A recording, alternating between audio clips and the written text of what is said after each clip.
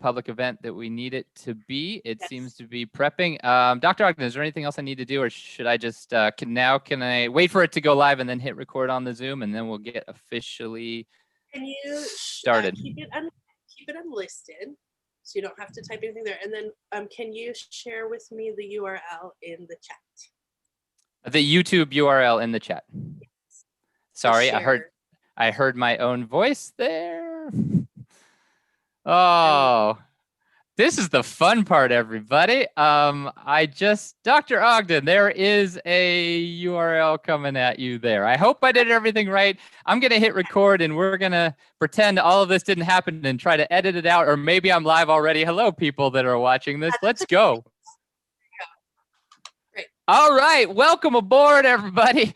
If hopefully you're here, you know what you're joining in on. This is Pasadena City College visiting writer as part of our Summer Writing Academy. We got to thank a grant from the wonderful organization Pasadena Festival of Women Authors that makes all of this possible. A wonderful organization. Look for their events. They're doing some really great work. So today you have come, I will try to say little so that she can say a lot. You've come for award-winning children's author and illustrator, Liz Wong. So we're going to welcome Liz Wong, everybody. I know the silent clapping, or use the emojis of the Zoom call, the silent clapping emojis and the like. We're thanking Liz for joining us today. Liz, okay, so a bit of an introduction. Originally from Honolulu, Hawaii, now up in that great Pacific Northwest. A couple of degrees from my beloved University of Washington up there. She has a lot of books out. I think, to me, these are all contemporary. Liz is prolific. So Quackers, The Goose Egg, and I Am Not a Penguin, A Pangolin's Lament. Hold on, everyone. Are you getting that title? Did you hear this part of it? This is my favorite part. There's a subtitle on this children's book, A Pangolin's Lament. If you ever wanted to learn about pangolins, it's the book for you. I love that title. Also, Liz is the illustrator of Pirate Queen, a story of Zhang Yi Zhao, and her work has garnered glowing reviews and high praise. Let me talk about some of those awards. Liz has picked up the Society of Illustrators Original Art Show, the Irma Simonton Black Honor Award, Washington State Book Award finalist, Washington Children's Choice Picture Book Award finalist. There's a lot of words in that one. And the 2017 Jumpstart Read for the Record. That's a literacy organization that has everybody read a book. And I hear about 1.5 million people read Liz's book, Quacker. So that's spectacular. My crew, if this is also connected to a class I'm doing at Pasadena City College, we were provided with Quackers by Liz, a book, and I'm reading from the site, a book about a cat who thinks he's a duck. He must be Quackers. The quirky, funny book is about standing out, fitting in, and building a life with room for all. That's Quackers. So here I was looking over Quackers, The Goose Egg, and I Am Not a Penguin. Everybody read these books. Read them to yourself. Read them to your kids. Give them away as gifts. The books are timely. They're about identity and about understanding. They tell the story of community and connections and family and love. They're beautiful. They're thoughtful. Can I say existentialist children's literature? And they're truly delightful. So we welcome Liz Wong. Thank you for joining us, Liz. Thank you. I go quiet now, Liz. I'll let you take it away. Thank you. Thanks for having me. So I'm going to share my screen. I have a very long PowerPoint presentation. Okay, let me see. Okay, can you see that? Okay, so yes, my name's Liz Wong. I'm an author and illustrator. Here are my books. I write and I also illustrate books for other people as well. So the next two books I'm working on are books that other people wrote, which presents its own interesting challenge as well. So my plan for today, I'm going to read through The Goose Egg, which is my second book, and we'll talk about my process as I'm reading through it. I'm also have some just general information about writing picture books and picture book industry, publishing industry basics. And then we'll have hopefully some time for a Q&A at the end. So this is the cover of my book, obviously. These are my end papers. So some picture books have just solid colored end papers. They're just plain pieces of paper. Mine have illustrated end papers, so it starts to provide a little bit of the story before the story actually starts. So it's obviously about an elephant. She's sort of going about her day. And then this is my title page. The title page is just sort of gives you an overview of the place and sort of helps to set the scene again before the story actually starts. So she lives in this little cottage next to a lake. Not totally sure how the elephant fits in the cottage, but that's fine because it's fiction, so you don't have to worry about it. So my first page. Henrietta loved quiet. She savored the stillness of the morning as she sipped her Darjeeling.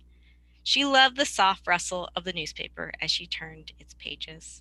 So some things that I think about, not generally as I'm writing the first draft, but usually as I'm doing revisions, is I'll think about like word choice and sentence length.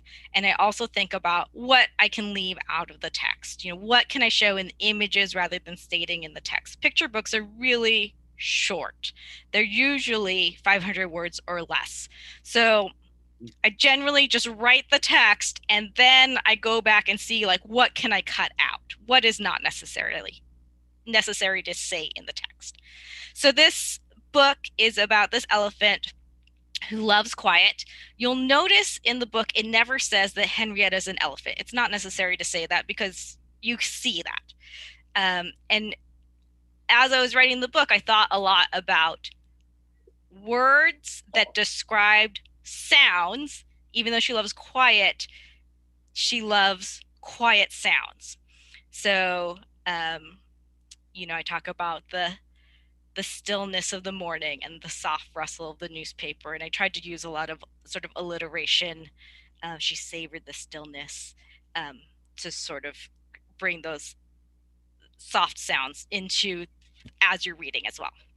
And then at the beginning of the book, the sentences are very long in this first part of the book, and then they start to get shorter, and that can also help control the pacing of the book. So your sentences might get shorter as you're trying to speed up the action of the book. Oops, sorry. Need to hide my video so I can see my PowerPoint. And more than anything, she loved the lake. The lake could be noisy on the surface. So again, you can see it doesn't say why it's noisy on the surface. We just get that from the illustration. But once Henrietta slipped below the surface, there was only the faint murmur of the water. She lost herself in her thoughts. So again, using some alliteration and the word murmur as well. Sometimes she got a little too lost. Bonk. So you can see, again, this is told through images rather than text. We don't, nowhere in the book it says, then she knocked her head on this piling and got an egg on her head. Henrietta's thoughts scattered. She went home to collect herself. She gently felt her sore head. What a lump, a real goose egg. So this page, it relies on the reader knowing the term goose egg as a lump on the head. So sometimes it requires some explanation for people who aren't familiar with that term, or, particularly for little kids. The illustration shows that she's thinking that she has a lump on her head instead of an egg. So she bandaged her head and kept quiet, waiting for the bump to heal. And pretty common in picture books to have situations where we're kind of in on the joke. The character doesn't know what's happening, but we can see what's happening. And kids always seem to love that. Until, crack, she felt the top of her head. She felt something soft, something fuzzy, something like a baby goose. Mama! Oh my, that was a real goose egg. Henrietta ran back to the lake, found a nest, and carefully placed the baby goose inside. Henrietta waited and waited. "Mama, I'm sure your mother will be back soon." But no mother bird appeared. I had to put this in so she wasn't like a straight up kidnapper, and made an attempt to find the mother. Henrietta couldn't just leave poor Goose alone. She scooped her up and took her home. From then on, Henrietta's quiet was shattered. Mornings were splashy instead of still. The newspaper didn't rustle, it ripped. Something needed to change. So, this book is a lot about being a new parent and just not understanding what's happening and enduring total chaos. And you can see that I kind of goes back to the beginning of, she likes to drink tea and she likes to read the newspaper, and that's sort of mirrored in this scene, which you'll see a lot in picture books as well. And as Goose got bigger, she only got noisier. Honk, honk, honk, honk, honk. Henrietta realized she had to teach Goose to behave like a proper goose. So Henrietta hatched a plan. My husband actually wrote that line. And you can see that she has painted herself to look like a goose. Again, it's not stated anywhere in the text. If you just read the text for this book, you wouldn't understand like what was her plan. It's all in the illustrations. If you are writing a manuscript where there is some critical plot point that needs to be told through the illustrations, you would put an illustration note into your manuscript to say like, illustration note, elephant has painted herself to look like a goose. She showed Goose how to look for food, how to follow along, how to flap her wings, how to hang on, hold on tight, here we go, and how to let go. You're flying. So you can see I use some repetition here. Repetition in text is used quite often in picture books. So how to look for food, how to follow along, how to flap your wings, how to hang on, how to let go. That's a pretty common device. When Goose was grown, it really was time for her to go. Bye, Goose. You'll do great out there. But she found that she didn't love the quiet quite so much anymore. So, oops, I totally missed that there was text out here because it's covered by the Zoom bar. Henrietta's house was quiet again. If there was text up there, I didn't read it. You probably saw it. So I may have missed some things. But you can see this is showing her character growth. At the beginning, she thought she loved quiet, but she's grown to realize that maybe that's not what she actually wanted. So picture books, even though they are very short, they often do have some sort of character arc and some sort of character change. Not always, but quite frequently. When she dove into the dark and lost herself in her thoughts, she just felt lost. And at night, she dreamed she heard Goose honking. So this is sort of like the emotional moment of the book. A lot of times picture books have these sort of like emotional beats through them. Then one day, the honking was real. Baby Goose, you're a mama goose now. Honk, honk, honk, honk, honk, honk.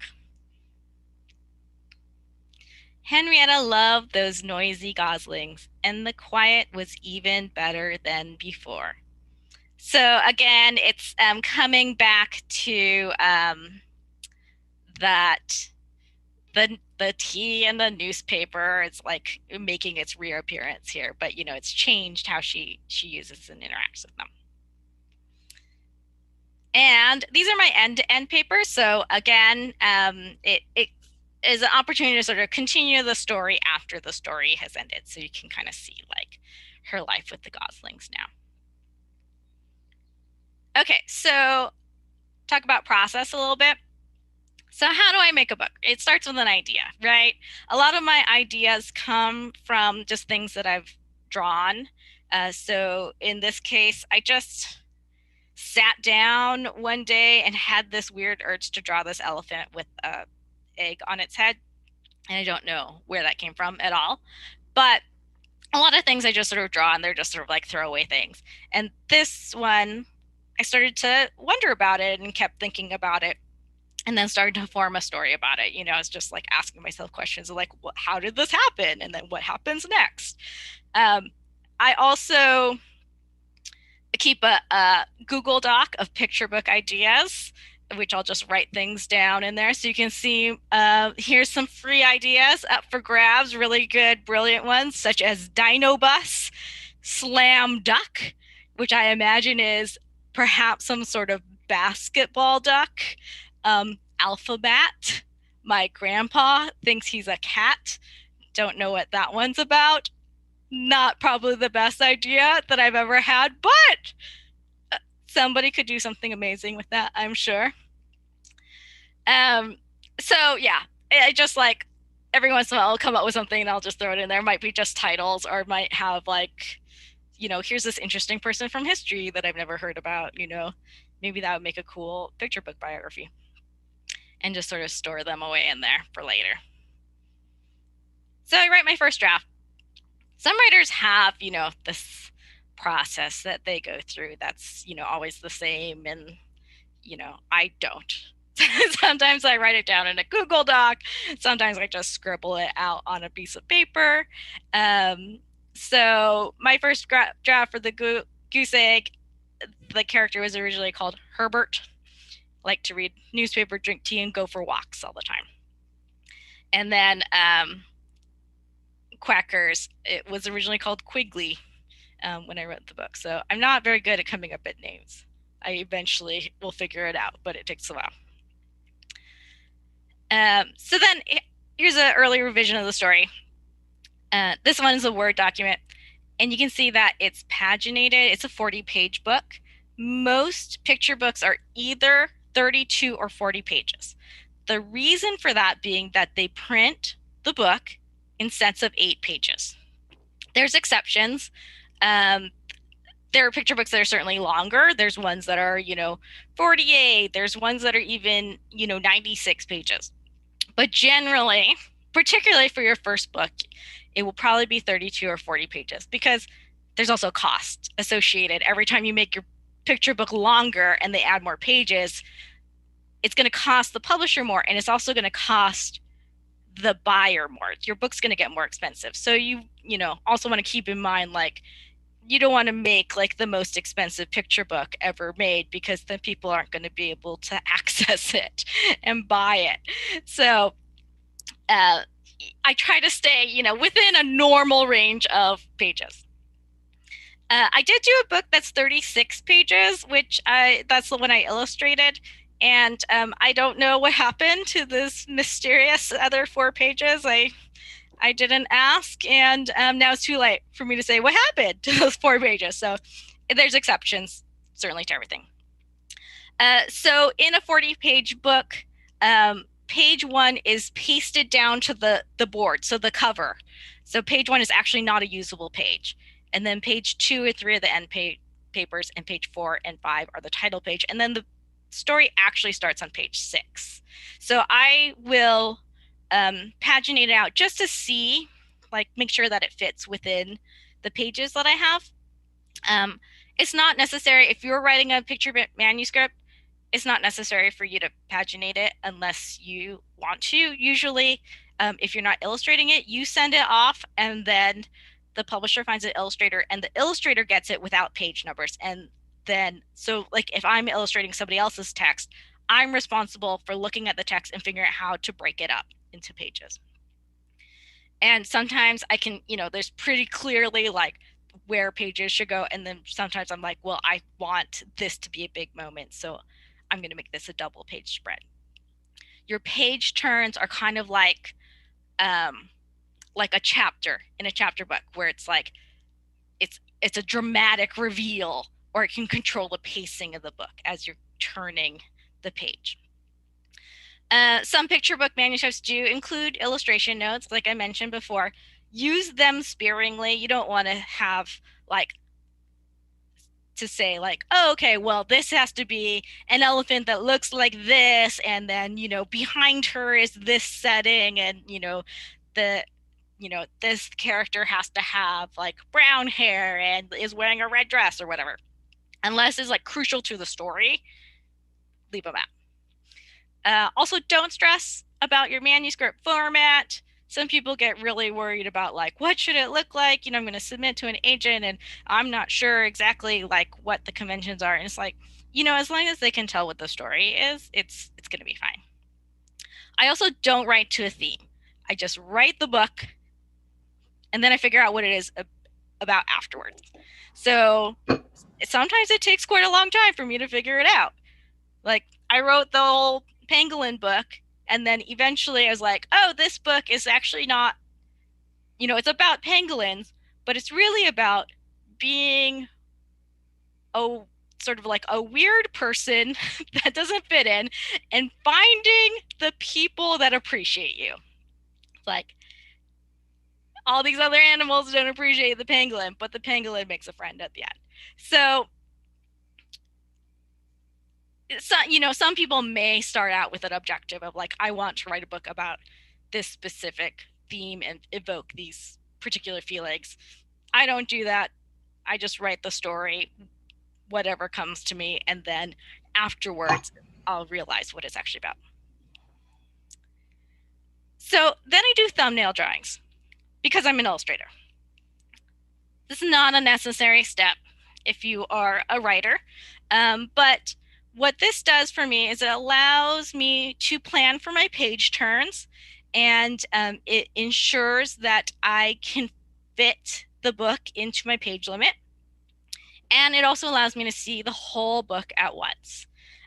So I will do this for books that I'm also illustrating as well, that I'm not writing, because then I can just see like, where do I have spot illustrations? Where do I have full page illustrations? Is there a balance of those types of illustrations throughout the book? And that will also affect the pacing.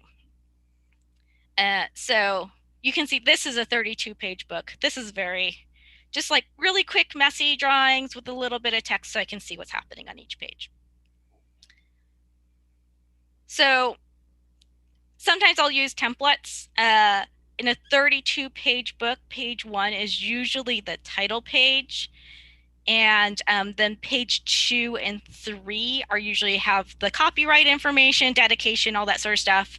And then page 3 is usually another title page. Sometimes the story starts on page 3. So but generally there's a few pages at the beginning in your book that are taken up by that information. So you just have to keep in mind that if you're writing a 32-page book, you don't actually have full 32 pages to for your story. So sometimes you have to cut some things out in the middle.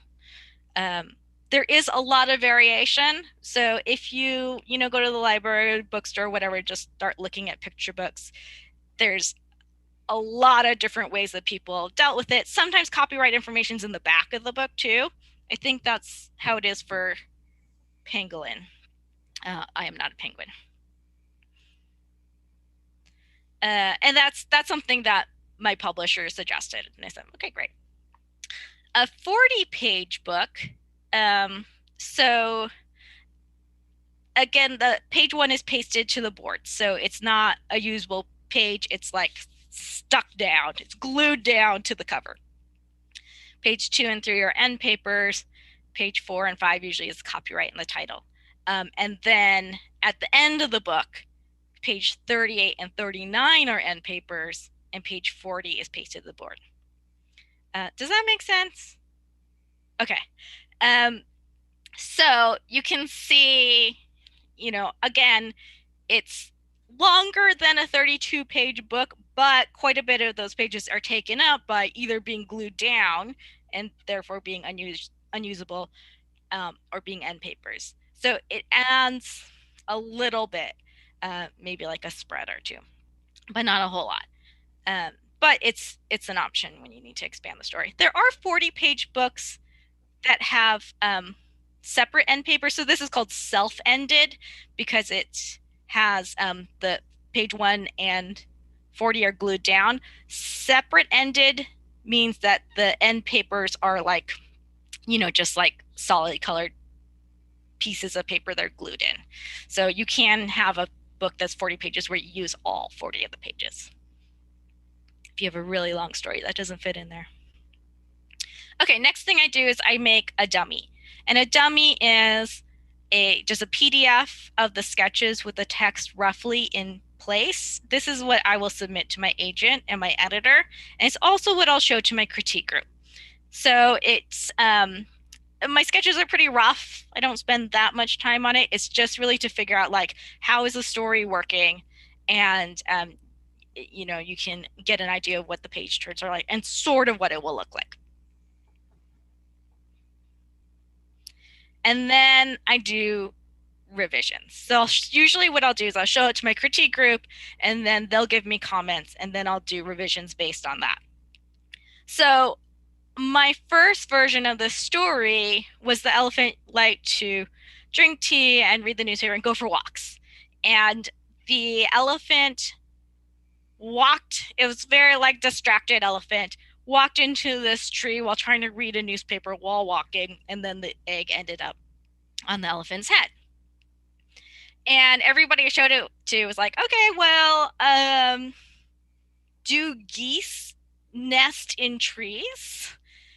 And then I did all this research. Like, okay, what kind of geese live with elephants? Are there geese that live with elephants? Yes.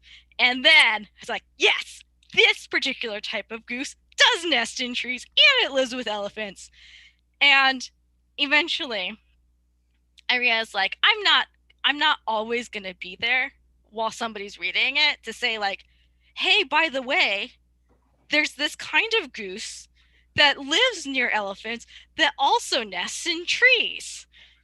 And so I was talking to one of my friends about my problems with this book, and I'm like, I can't figure out what to do. And she said, well, what if the goose nest is like on a pier or something, next to a body of water? And it's like, oh, that makes sense. And elephants are really good swimmers. So that's how the goose nest ended up being on a piling in a lake. So I definitely recommend having friends that you can get advice from. Sometimes they will come up with solutions that you just couldn't think of. Since I'm an illustrator, I'll also, as I'm trying to figure out what the book looks like, I'll do lots of sample images just to figure out the style of the book. I don't have one established style that I use all the time. There's some illustrators where you see their work and you immediately know that they made it. But to me, it's always more interesting to do something different than what I did before. Makes it a little more challenging because I have to start from scratch every time. But I'll do a bunch of different sample paintings as I figure out, can I carry this style through the rest of the book, and does it fit this book as well? How did I come up with an elephant that's painted like a goose? Well, I had seen this documentary about people who rehabilitate whooping cranes, and they don't want the birds to imprint on them, so they dress up in these outfits that look vaguely like a whooping crane. It's enough apparently to convince the whooping crane that is not a human. And you can see that they have this little whooping crane puppet that they use to feed the little chicks and teach them how to become a whooping crane. So obviously does not look that much like a whooping crane, but these birds buy it, and they even teach them how to fly. So that's kind of where that idea came from. It's sort of a mix of things out of my head and then things from real life. You never know where those ideas are gonna kind of stick in your head. Okay, so some picture book basics. So as I said, picture books are usually 32 or 30 pages. Many follow a typical plot structure, but there's a wide variety of picture books, and I'll show some examples of those. A lot of people go to write a picture book and think they need to rhyme. They do not need to rhyme. I don't write any rhyming books. Most agents and editors prefer non-rhyming manuscripts, which is to say, if you love to write in rhyme and you're good at it, there's plenty of picture books that are rhyming. Go ahead and write in rhyme if that's your passion. If you write well in rhyme and have a good sense of rhythm, great.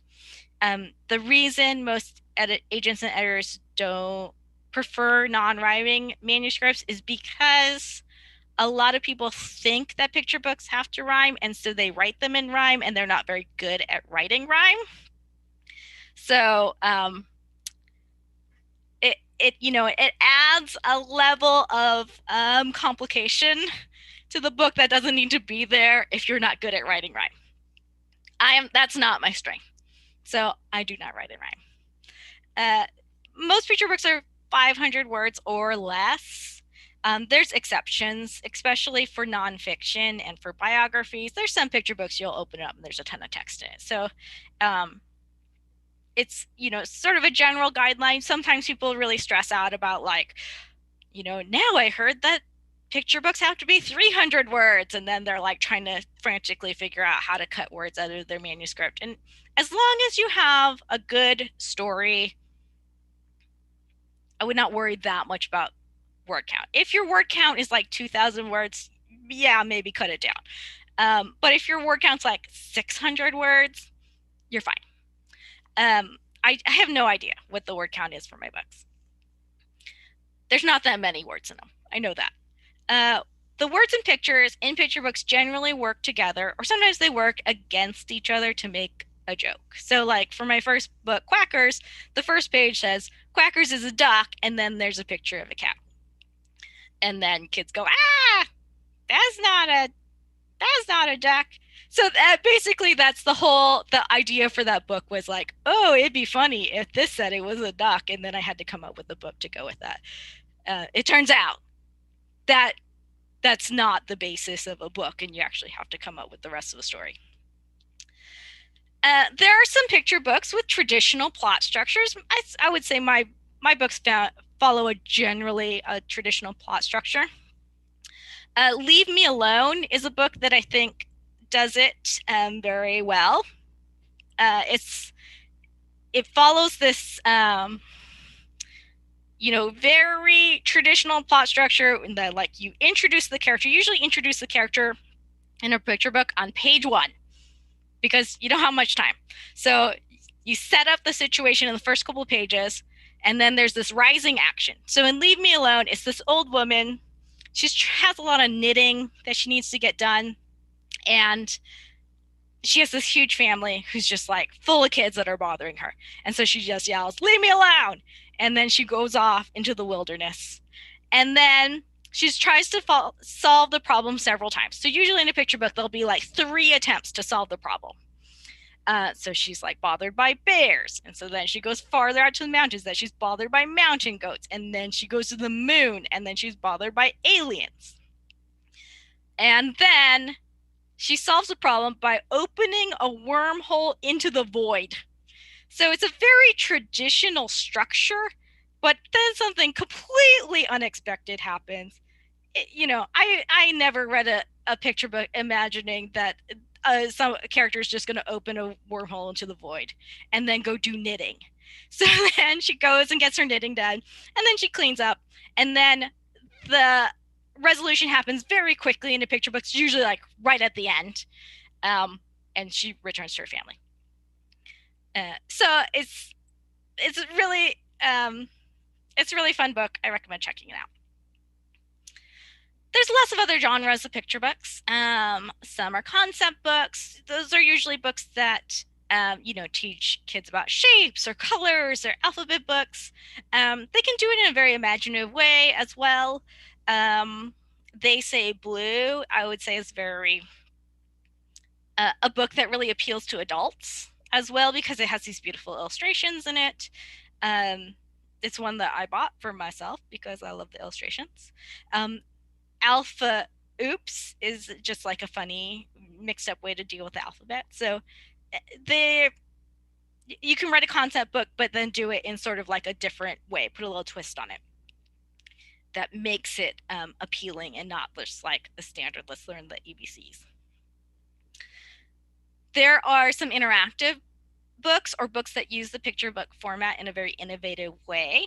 Press Here is a very popular picture book, and it's basically just like a bunch of dots, and each page you'll like press the dot or you'll shake the book, and then you turn the page and like, you know, you've tipped the book, and so now all the dots are like on one side of the book, so it looks like you're interacting with it even though, you know, it's a book. Can you make a scary face? Kids love that. They make a lot of weird faces at you while you're reading it. Duck Rabbit is just this shape that could be a duck or a rabbit, and is two people arguing about whether it's a duck or a rabbit. So not a traditional story format at all, but it makes for a very entertaining book. Character-driven books are where the story is driven by a character's unique characteristics. Oftentimes a character book are series books like Fancy Nancy or Pete the Cat, Scaredy Squirrel, The Pigeon, you know, Don't Let the Pigeon Drive the Bus. So you can oftentimes identify a character-driven book because it's named after the character. I would say Quackers is a character-driven book. The only, you know, real conflict in that book is that he's a cat that thinks he's a duck. Henny is a chicken who has arms instead of wings. Scaredy Squirrel is a squirrel that's afraid of everything. And the entire book is just like him making these sort of elaborate plans for everything. You know, he draws a map. He wants to get to the other tree, so he'll draw a map to get there and bring hand sanitizer and over prepare in a very like comical way. And there's like a lot of Scaredy Squirrel books. List books and how-to structure. So How to Wash a Woolly Mammoth obviously is not actually a how-to book, but will go through, use that as a structure to comical effect. The Elephant's Guide to Hide and Seek. 17 Things I'm Not Allowed to Do Anymore is this kid who's very mischievous and gets into a lot of trouble and just goes through all the different ways that she's wreaked havoc. Twisted fairy tales are pretty popular, and it's a good way to like generate an idea of like what's a fairy tale or a common, you know, well-known story, like, you know, Romeo and Juliet or something like that, and how can you sort of turn that into something different. It has this element of something that's familiar, but also that's done in a different way. So some examples: After the Fall is about Humpty Dumpty and how he makes a recovery. He's like sort of traumatized by this fall and then is sort of rejoining life afterwards. Interstellar, Cinderella, obviously Cinderella tale, but she's a mechanic. And the true story of the Three Little Pigs is from the wolf's perspective, and he's kind of like sort of managing his PR of like, hey, I know you've heard the story, but that's not really how it went down, and I'm going to tell my story. Metafiction. So metafiction are books that are sort of self-aware and, you know that they're in a book. Snapsy the alligator did not ask to be in this book. Is basically this alligator is trying to go about his day, and then he is constantly interrupted by a narrator. Chloe and the Lion is an author and an illustrator that are interacting and who want to do two different things with the book. And Chester is a cat who sort of takes control of the book and does his own thing. Picture book biographies and nonfiction are pretty popular. These are usually longer books as well, but there's lots of like lesser known stories that are great opportunities to bring those to kids' attention. Many other genres of picture books, like bedtime books, first day of school, holiday books, you know, all these different structures that you can explore. There's basically what I would recommend is just read a lot of picture books, read a lot of current picture books, and see what you like and what you don't like. And that will start to like kind of guide you in what kind of book that you're interested in writing. So how did I get published? And some industry basics. So I'm an illustrator. I just want to draw things and have people give me money. You know, I like graduating from college and I'm like, what do I do now? I have an art degree. And I started taking children's book illustration classes because it's like, oh, people will give you money to illustrate things. I should say, like, I have this passion for educating children and, you know, bringing some light to their lives. But I honestly started because I was like, oh, here's a thing you can do that makes money. So, I started writing a little along the way. And then I realized like I really actually enjoy this quite a lot. I had little jobs, started getting little illustration jobs, had some successes along the way. And then I got a literary agent. So then I was like, okay, well, now I really actually have to start writing because she's going to expect me to write books. So I started going to SCBWI meetings. So SCBWI is the Society of Children's Book Writers and Illustrators. And I went to my local conference. SCBWI, I would say, sometimes people find it really valuable. Sometimes it is not useful for people. So it's hit or miss. Sometimes you go to a conference and you're like, well, I spent a lot of money and nothing happened. And so, whether I think it's not at all necessary to join SCBWI. I would say the most useful thing is to find whatever your local group of writers and illustrators are that are interested in the same thing that you are. And for me, that was finding SCBWI. They do have local conferences. They have a national conference. One's in LA in the summer and one's in New York in the winter. So they're doing them virtually now, of course, but in a normal year, they would have conferences twice a year. And then there's oftentimes local groups that will have other events that are smaller and less expensive. So there's a cost involved. So if you can find things that you can do that are free or less costly, do those for sure.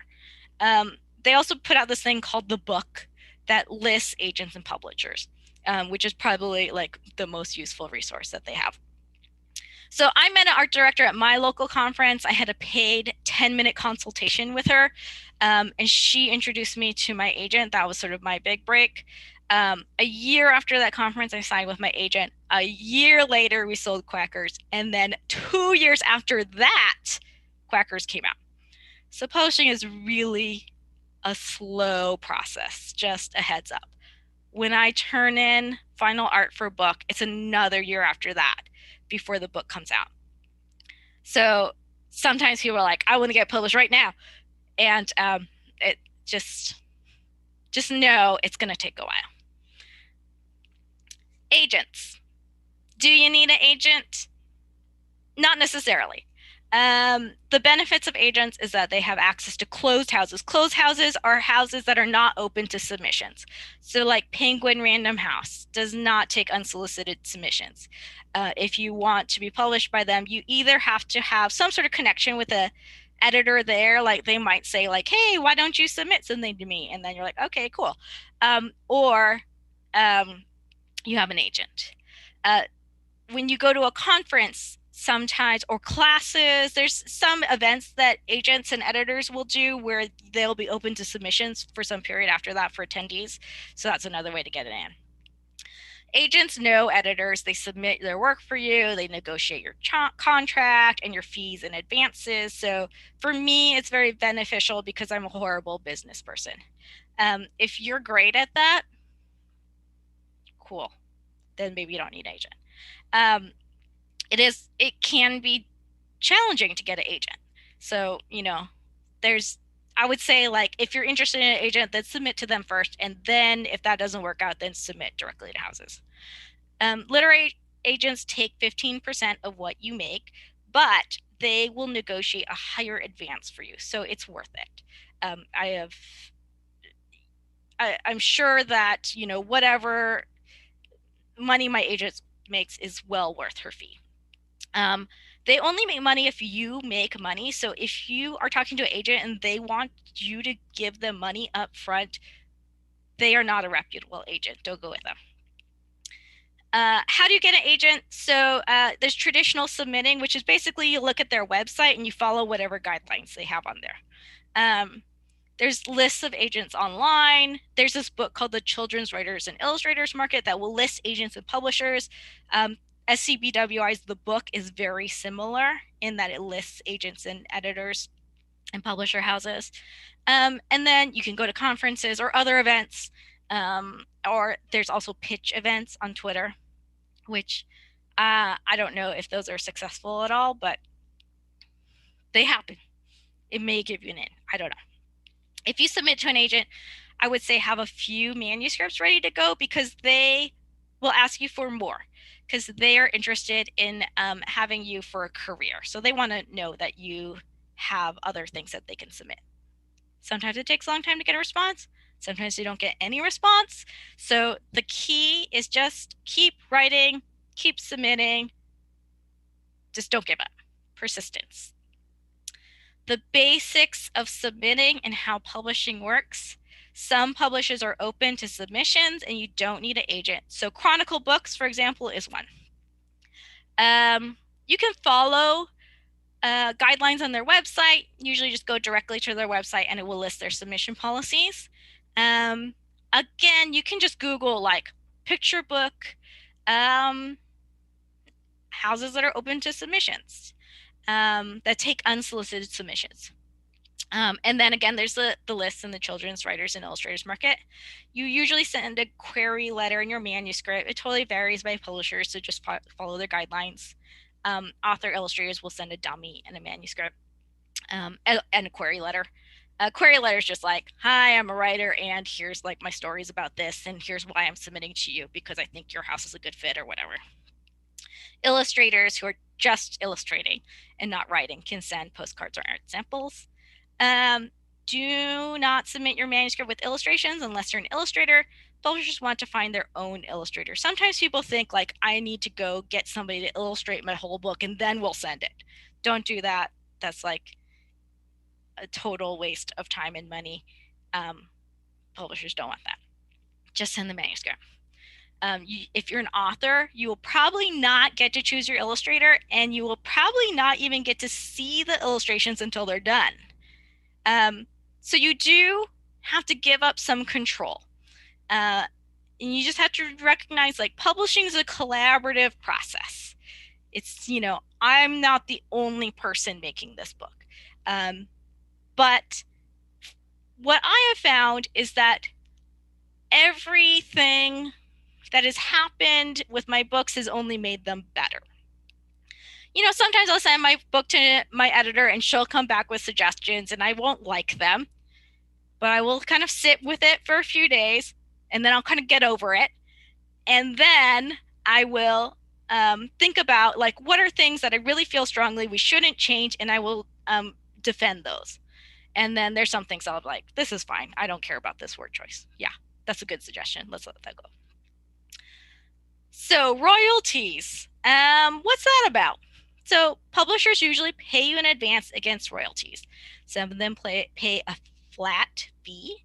I would say an advance is a better deal because that you can make more money, you know, along the life of the book, theoretically.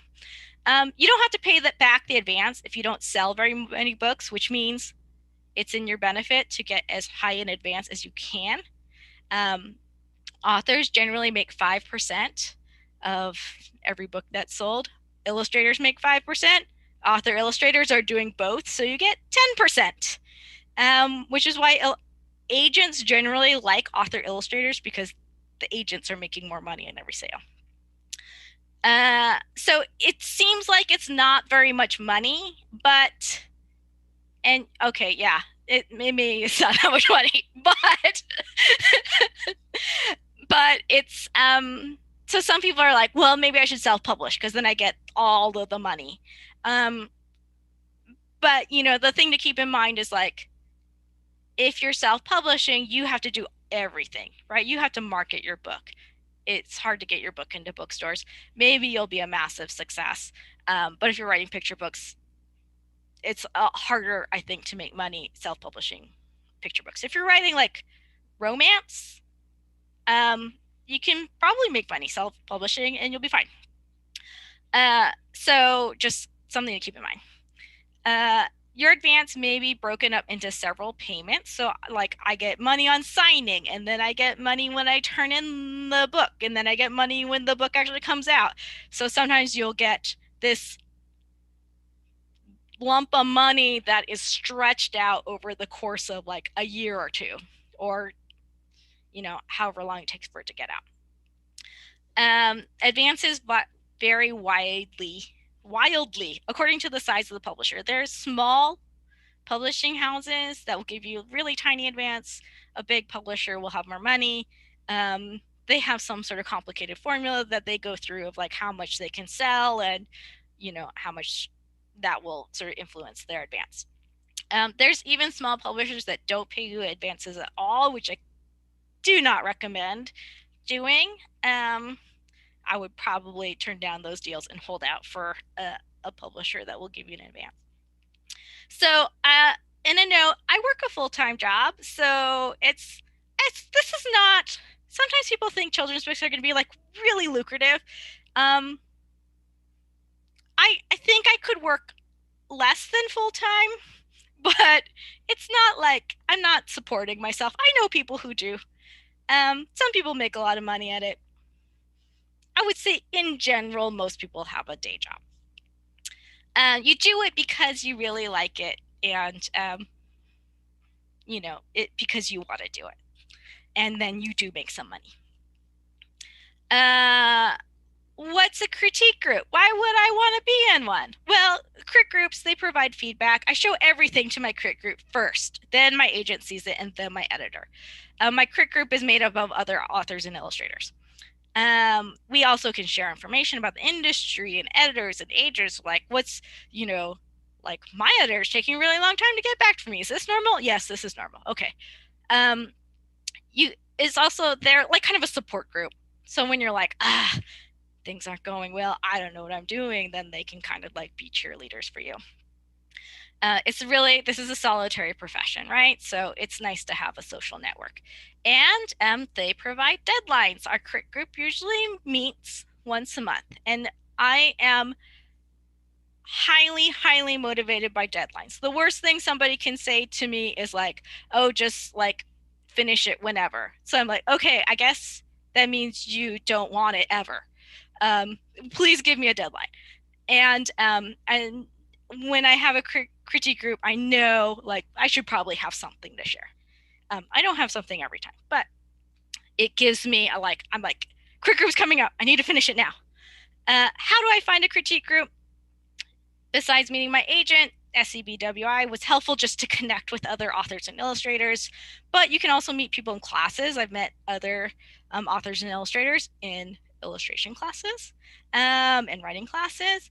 You can go to a lot of children's book events. I just like showed up at everybody's launch parties until I like knew everybody. And then somebody's like, do you want to be in our crit group? I'm like, yeah, okay, cool. Or you can make online friends. There are online crit groups as well. So my number one piece of advice is do not give up. Keep creating. It's okay to take breaks. We're in a pandemic. I'm like, I don't know anybody who's been like, wow, this is my most productive time ever. I don't know. Maybe there's some people who are like that. It's not me. So I would say the most important thing is to be persistent. Just keep going. It's an industry where you submit things and you get rejected. It's just part of the industry. It's very subjective. They can't publish everything. And you just have to like not take it personally and just like keep going. For sure, you will not get published if you don't submit anything or don't make anything. So just keep going. Okay, that's it. I'm going to stop sharing. All right, thank you. If you have questions. So first, let me say this. Thank you. We're gonna Liz Wong, everybody. We're gonna say thank you. We're also gonna say, Do you have time for questions and answers? Maybe a couple, because I do know that there's probably the day job calling you back. So that said, thank you. This was practical. I appreciate the insider knowledge I learned.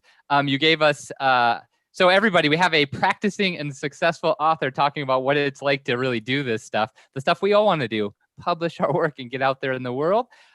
Yeah, let's go for some questions and answers. If Liz is game, let's do this, everybody. I know my crew asks some, but let's just do this live. And also, you can put them in the chat. I can try to read them. Nathan's already got a hand up. Nathan, yeah, unmute yourself and fire away. So one of the questions I had was already sort of answered, which was when you have an idea, what do you start out with, drawing or writing? And I think you mentioned that you started out by making a manuscript. But another question that I had, which is a problem with me, is that I've had some ideas for stories that I've had for years and years and years, and they were children's story ideas, but during that time they became less and less of a children's story and more towards something that could be towards teenagers or adults. But I still want it to be that children's story idea. How do I change something from an adult idea into a children's idea? Or how do I get back to that? Well, I guess, yeah, it depends on, like, are you more dedicated to making it a picture book, or is it more important to find the format that fits the story, right? So it's like, I've been in lots of classes where people start to read their work and then other people are like, this doesn't sound like a picture book, this sounds like a chapter book or a middle grade book. And then so sometimes you do have to age it up. You can still write kids books that are, you know, chapter books, or, you know, middle grade or young adult that are are a little bit more sophisticated, and are going to be longer if you know, feel you need that length for your story.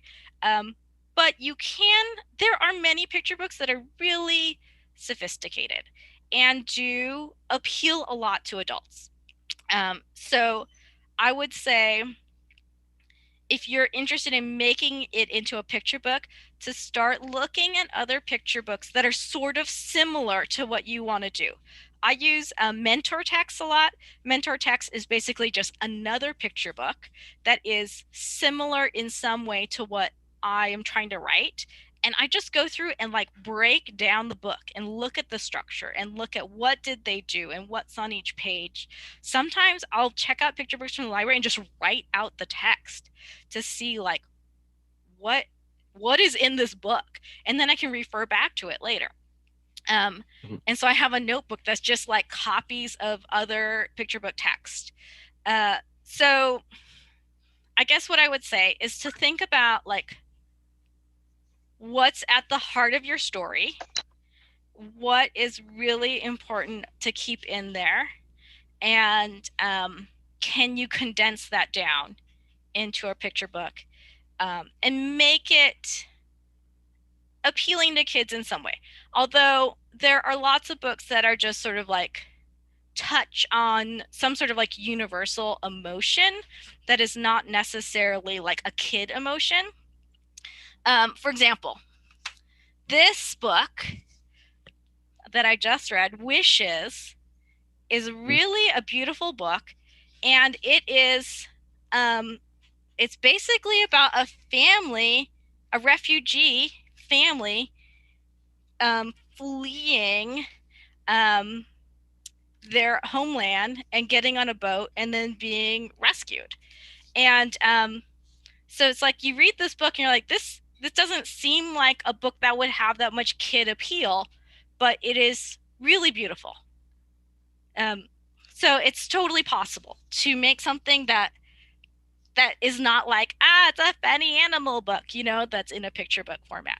And there's lots of books too that are sort of like lyrical, poetic books. Like this one, We Are Water Protectors as well. This won the Caldecott Award. It's sort of more of a lyrical, abstract book, but it's about like, you know, it's basically about the Dakota pipeline and protesting that. but told in sort of a more abstract way. I don't know if that was that helpful at all. Yeah, it is. Okay. So yeah, don't worry about too much about your picture book being too adult. There are like some pretty serious picture books. There are like pretty dark picture books. There's picture books like that do all sorts of things that you don't think are possible in picture books. Okay, thank you. Thank you for the question, Nathan. So let's have some more questions. I know that some people have already unmuted themselves. They're ready to go. Were there other questions from the live crew here today?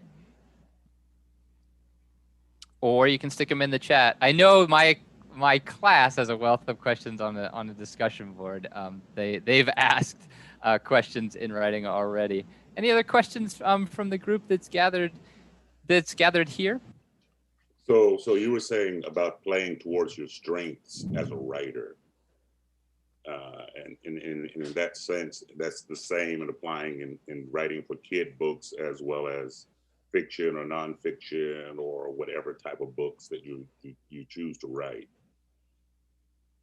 So that is a process that you would suggest that people utilize in writing in order to stay focused in exactly which genre they want to stay in, or because sometimes I don't know if people jump from genre to genre to genre, and whether or not that is a successful way to write. I don't know. Oh yeah, I mean, there's plenty of people who write, picture books and young adult and adult books.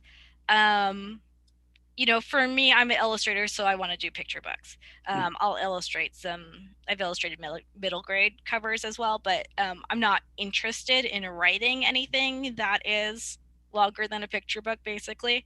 And as an illustrator, I have a variety of styles. So for me, it's always more interesting to do something different than what I'm currently doing. I get bored very easily. So I think that it's totally okay to do different genres. I think what you have to do is just to find out like what do you really enjoy writing, and find that sort of like spark and emotional connection with what you're doing, and it can be anything that you're doing. For me, I write the ideas that I have, and because I started out as an illustrator, it took a long time for me to think of myself as a writer. So I always would tell people like, well, I'm an illustrator and I happen to write a book, and then they're like, well, you have books that are published. I'm like, okay, yeah, I guess I am a writer. But I don't think, if you're interested in writing a bunch of different things, that's totally fine. You don't need to limit yourself. But I think it also helps, like when I was trying to narrow down my portfolio, for example, and thinking about what is going to like make a really strong portfolio for me in illustration wise, I just made a list of all the things I like to draw, and then I drew those things and made a portfolio based on that. So that might be helpful as you're trying to focus, is like, what are the things that you really are drawn to and you really love and you really enjoy, and like write down those subjects or those feelings that you want to capture in your work, and then start trying to get that into your work. Okay, makes sense. Thank you. I see a question in the chat here. Alex asked, do you recommend writing books versus ebooks? I write longish poetry, but I feel most people won't read. But more on social media, reading memes, for example, right? Our attention spans and the like. I will, a little editorial note here comes from somebody old school. There's something to me about the permanence of a book and something beautiful about the physical object, where that might not exist outside of next Tuesday. Any thoughts, Liz, on being online versus being in the physical book format? Well, since I do picture books, that market is definitely geared towards physical books, because you're writing for kids who are little. They're probably not reading ebooks. So sales wise, it's all driven towards physical books, although they do produce them as ebooks as well. There may be other genres that are, suitable for ebooks. Especially like if you want to like self-publish your vampire erotica or whatever, then like ebooks, great. You probably like make a killing on that on Amazon. So I would say, personally for me, I go the traditional publishing route, and I like a physical book. The other benefit is you can have a launch party at a bookstore, and you'll get to know the bookseller, and they will like recommend your book to people. And there's definitely some like some cachet that comes to like having a physical book, where people will take you more seriously if you have a physical book and are traditionally published. So that being said, there are people who are very successful with ebooks as well. That just is not my the genre that I'm writing is not very successful with ebooks. Thank you. Let me ask the professorial question here. In the class, the creative writing class, we endlessly talk about process and product. How do you write? How do you make it happen? The idea of moving away from inspiration, which is wonderful, but could you speak to a little bit, do you treat art or writing as a vocation, as a job? Do you have a regular practice how do you make books happen? I don't think it's, I'm of course balancing work and parenting and life and the job and everything. Could you talk a little about even your illustration or your writing itself, the kind of process and how you treat it? Do you have a writing schedule or the like? I don't have a schedule at all. Most of my work gets done on the weekends since, I do work full time. When I have a deadline coming up, like when I have to turn in final art for something, I will take time off of work and just focus on illustrating, because it's kind of intense, especially in the last like 2 weeks. So then it is really nice to take that day off of work and just focus all day on writing something or illustrating something.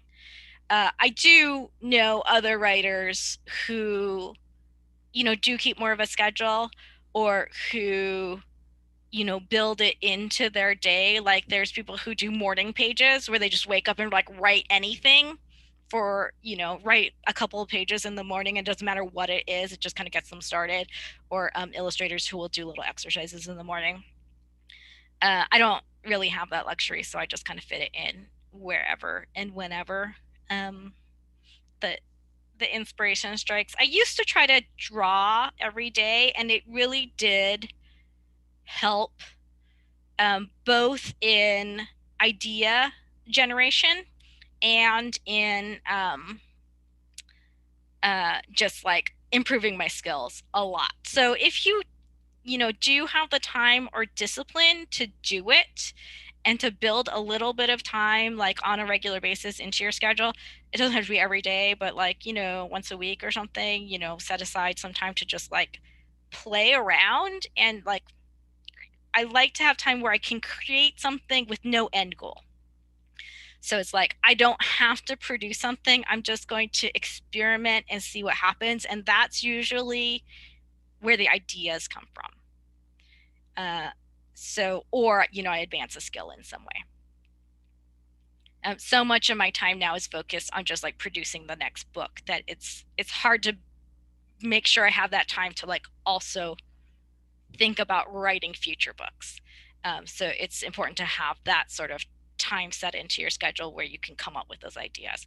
And some people come up with ideas like I used to come up with a lot of ideas like just lying in bed at night or in the morning, which can be problematic because then sometimes you fall asleep. But sometimes people I know people who come up with ideas while they're like, out on walks or something, doing something where your mind can kind of wander and you're not being distracted by other things and you're just like generating random thoughts. Thank you. And with that, I probably should wrap this up. I know that we've kept you past the time that we scheduled for you. So let's all say thank you. Thank you to Liz Wong for coming and talking to us. That was great. I think I really like the insider look on how this all works. Let me say a few words of thanks. So we make this happen. Couple people I need to call out: Dean Tong Taraj and Lucky Springfield in the English division, Professors Ogden and Supakar, to make this all come together. Hopefully on your screen right now. Liz Wong is the first Aurora writers. We have Claire Olson and Nabila Lovelace coming up in the coming weeks. Also, we'll do this with the live version and the Zoom. So join in if you can. This is all done through a grant provided by the Pasadena Festival of Women Authors. So we got to thank that organization for all the work they do and for helping us. And apparently I also have an additional note here that those of you watching or live here, everybody, future viewers as well, if you would like to help what we do here at Pasadena City College in the English Creative Writing Program, we finally set up a foundation account, which means you can actually donate to our cause. This is putting out Inscape, our literary journal that's 60 some years of prestigious publishing, that upcoming Octavia Butler Writing Award, and all the things we do. So on your screen, hopefully right now, there's some links and info there, probably tiny. I could try to make this bigger, but we do have an account that you can donate to help us out doing our ever-growing creative writing programming at the college. And we're bringing a writer in residence every fall who stays with us for multiple days and does work. We have visiting writers during this summer writing academy. This is the workshop that you're seeing now. All of this. So I'm so proud of the work and so excited what we're doing. I want to say thanks again to Liz today. Thank you so very much, everybody. Let's give it up. Thank Put you. those emoji reactions, right? We have the claps and stuff. Zoom is such a silent and strange medium for doing all of this. I'm going to say thank you. I'm going to wave goodbye as I do some text stuff here where I have to stop some live stuff. And I'll speak to my writing class in just a moment. But thank you all for coming.